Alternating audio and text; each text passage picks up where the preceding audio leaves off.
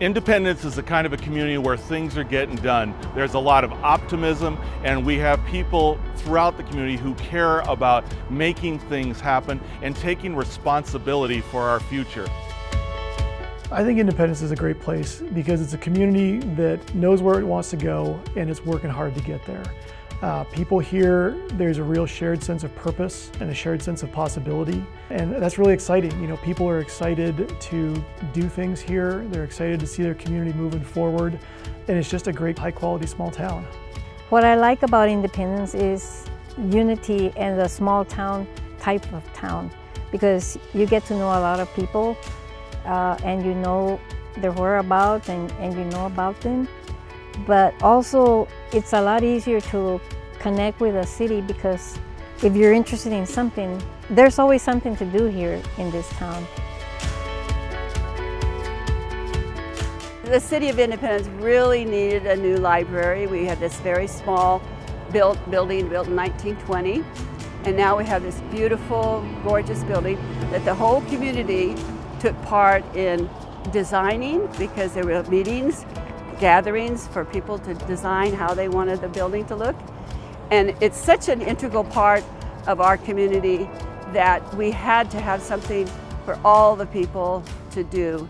And so we had fundraisers of all different levels for these folks, and we got some generous donations, and we passed a bond issue. You know, when we built the library, there were some challenges along the way, but everybody came together. People who were originally in favor of it and people who were kind of questioning, and we got together and we made it happen.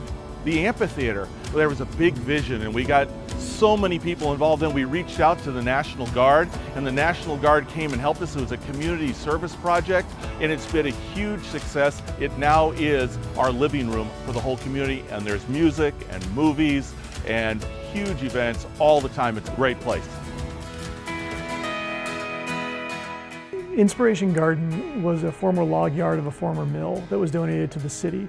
As you can imagine, it was in pretty bad shape, and we really wanted to see it become this great neighborhood park.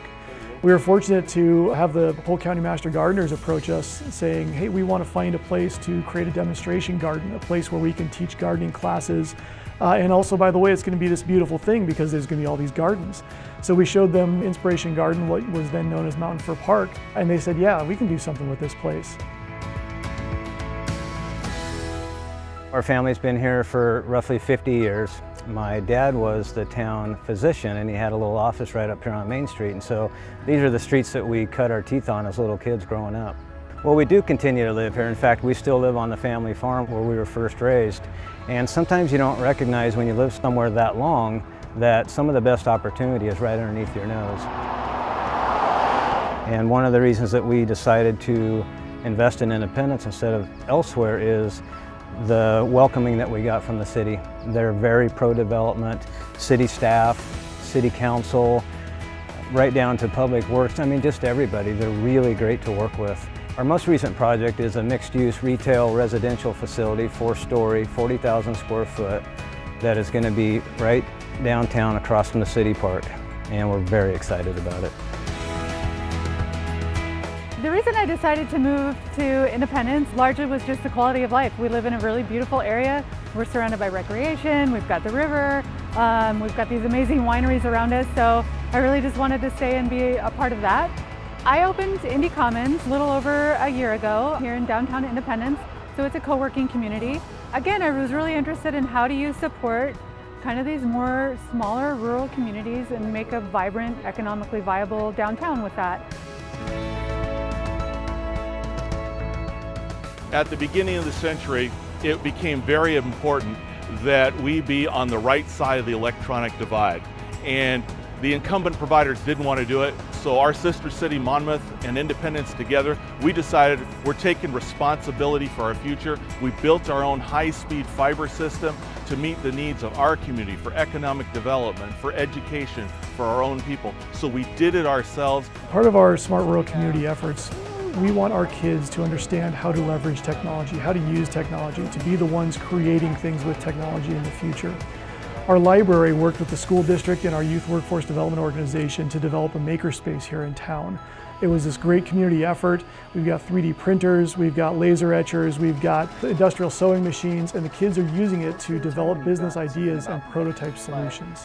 What brings this community together is that there's open-minded people in our city government that are willing to help with that bridging of the communities, and that's a very important key thing in our community.